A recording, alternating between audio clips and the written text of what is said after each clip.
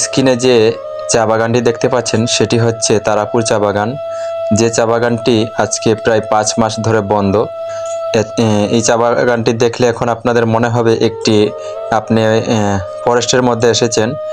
এই চা বাগানের মালিক যারা দায়িত্বে আছেন, এই চা বাগানের শ্রমিকদের বেতন, মজুরি, রেশন, প্রভিডেন্ট ফান্ডের টাকা, আত্মসাৎ, নানান ধরনের জটিলতা নিয়ে এই চা বাগানটি বন্ধ হয়ে গিয়েছে আজকে 5 মাস।